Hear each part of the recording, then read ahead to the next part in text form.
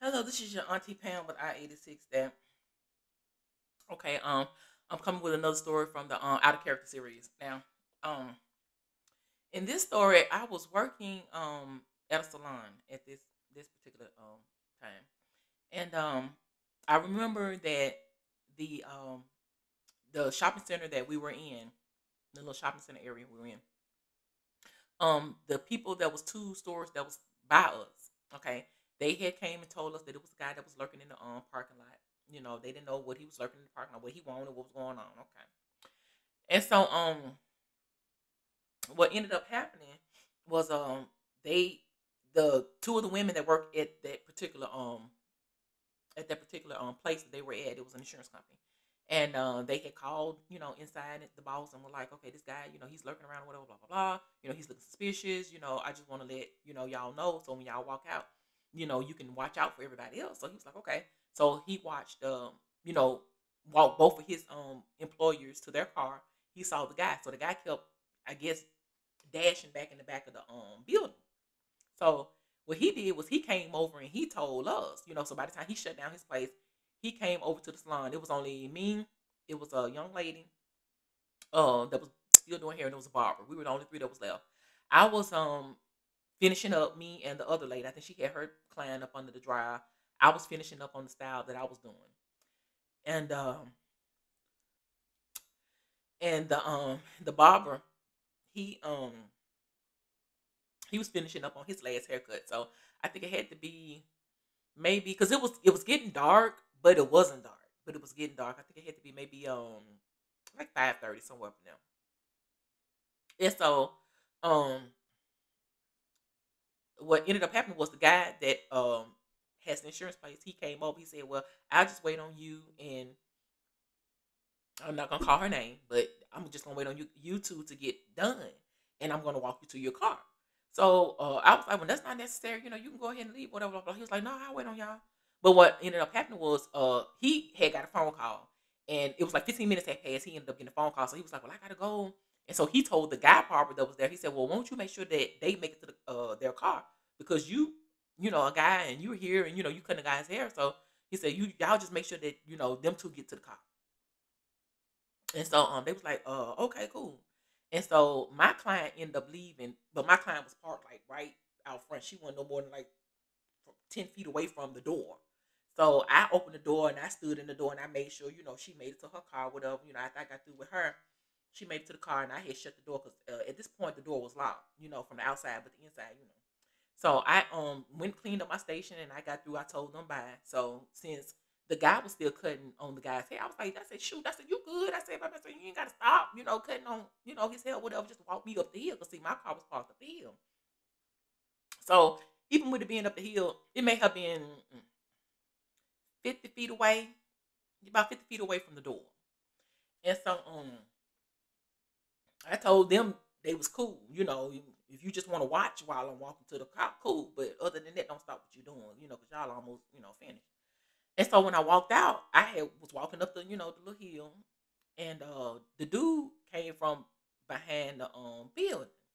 So he come running up to me real fast.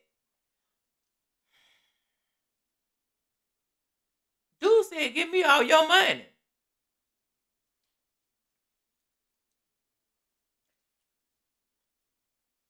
Now I done worked all day. Oh, I got bills to pay tomorrow, and on top of that, I'm tired, but I ain't that tired. So you have my son again. You said, "Give me all your money." I don't see no gun. I don't see no knife. Then you ask me again, because I turned around and get rid of the wall. You asked me again, give me all your money. Then you thought you was finna start tugging on my purse. Baby, ask me why I grabbed that man like this right here. I started feeling him up and down, honey, like I was the police searching. I started pulling stuff out his pocket. I said, no, what you do is give me all your money. I told him, I said, whatever you done accumulated today stealing and robbing from other people, I said, babe, I said, you better split half of it with me.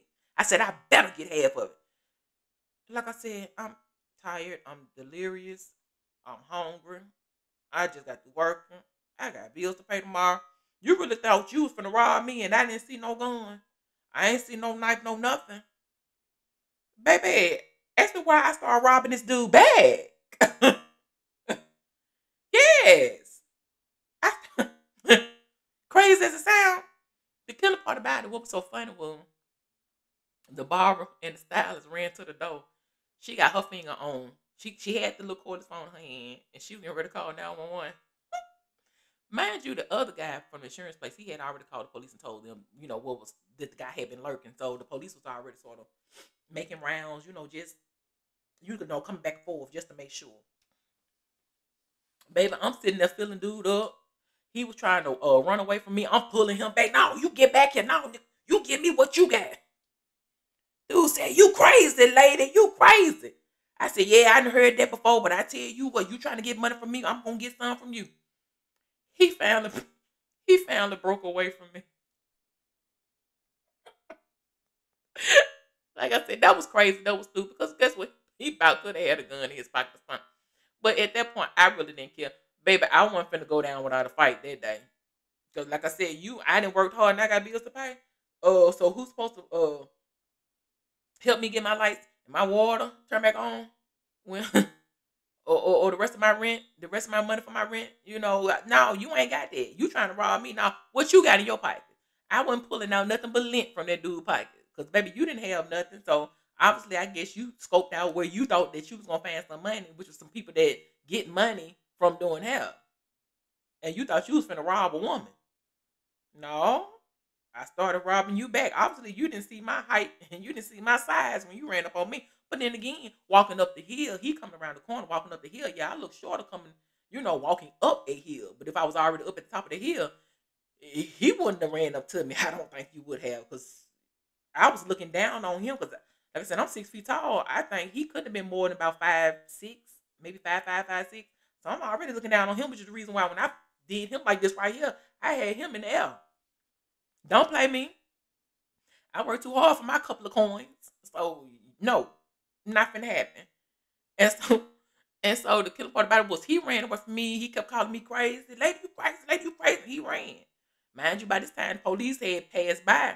But I ain't need no assistance. He passed by. He didn't stop. He just passed on by. Whether the police seen it or not, I don't know. But I know that the girl at the shop, she's so funny. She was like, Miss Pam, Miss Pam, what if he had something on with it? I said, okay, we would have been out there fighting, and you wouldn't been calling 911. I said, but I'm not gonna let him sit here and take my money, and I've been sitting here working all day. No, that's not even how they go. And the barber, he's sitting here laughing like, "Good, I just knew you was crazy." I said, "Why everybody keep saying I'm crazy? I'm tired of y'all instead of saying that. God dog, come back to the shop the next day. Why everybody was looking at me? Everybody was looking at me like I'm crazy. Like, y'all put y'all purses up. This good old man about robbing the robbers." They was making a joke about it, which was funny. And then the owner was like, he was so mad. He was like, "I don't know why you did that, because you could have got hurt." Da, da, da, da, da. And I said, "Baby, I'm good." I said, "I'm still here. I didn't get hurt." I said, even with doing, and a lot of people don't understand, even with doing stupid stuff, God still look out for you, even when you do dumb stuff. I just thank God that, yeah, that ended the way that, you know, I wanted it to end. But at the same time, what if it didn't? But like I said, out of character, I was at the point in my life, I just didn't care. So if you want to get booked with me, I get booked with you. You want to act crazy with me, I act crazy with you. You want to pull out guns and stuff, I pull out one too. So like I said, I mean, out of character. Not saying that it was right, because but it worked. Not like I said, not saying it was right, but it worked. But don't do that, y'all. No, don't do what I did. Like I said, that was crazy. So it was crazy. They called me crazy, but the act was crazy, but I'm not crazy. You know what I'm saying? I don't think. But anyway, thank you guys for watching. Hope you got something out of this story. Like, share, and subscribe. I love you, and peace.